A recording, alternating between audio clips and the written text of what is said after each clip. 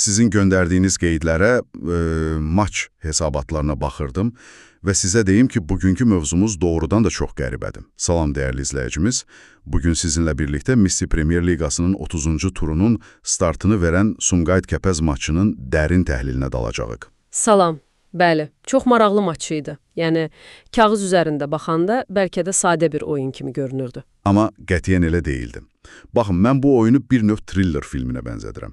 Yəni, filmin əvvəli çox sakit keçir, amma bütün senari, bütün o dram ancaq son 10 dəqiqədə alt-üst olur. Düzdür.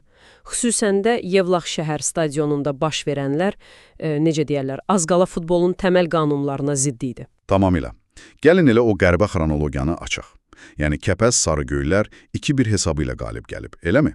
Amma qərbəsi odur ki, maçdakı heç bir gol normal açıq oyun gedişatına vurulmayıb. Bəli, iş orasındadır ki, 64-cü dəqiqədə Yusif İmanov avtoqol müəllifi olur. Öz qapısına qol vurur. Aha.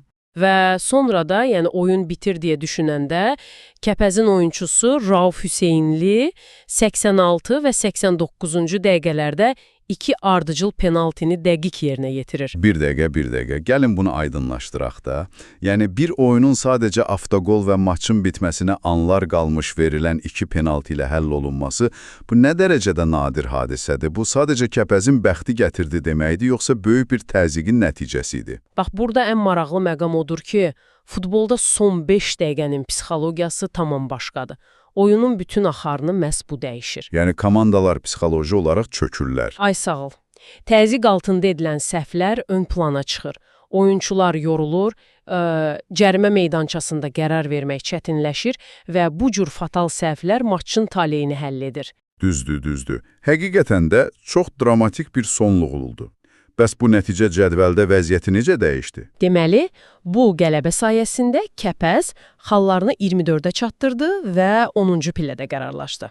Sumqayıt isə 38 xalla 7-ci sıradadır. Aha, yeri gəlmişkən onu da qeyd edək ki, günün digər maçında Araz Naxçıvan və İmişli qarşılaşacaq və tura ümumiyyətlə mayın 4-də yekun vurulacaq. Amma mən başqa bir şey soruşmaq istəyirəm. Buyur.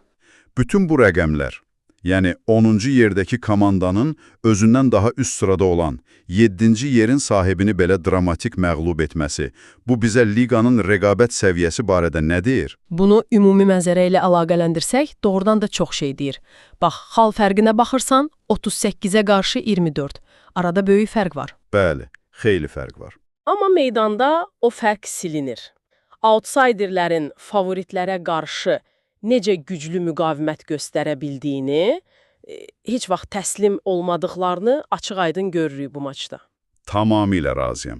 Bu oyun bir daha sübut edir ki, son fit səslənməyənə qədər heç nə bitmir. Bu həm futbolda belədir, həm də yəqin ki, həyatın özündə. Sözsüz. Amma bizi dinləyən dəyərli dostumuz, mən istəyirəm bu təhlilimizi bitirərkən sizə düşünmək üçün açıq bir sual buraxım. Aha, maraqlı olacaq yəqin.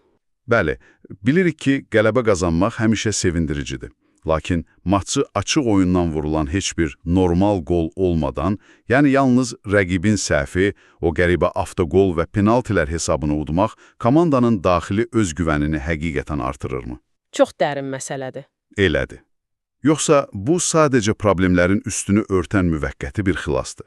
Növbəti oyunlarda komandanın həqiqi gücü necə olacaq? Bunu da yəqin ki, özünüz analiz edə bilərsiniz. Doğrudan da üstündə düşünülməli sualdır. Zamanla görəcəyik. Həqiqətən də. Bugünlük dərin təhlilinizdən bu qədər. Özünüzə yaxşı baxın, növbəti müzakirələrdə görüşərik.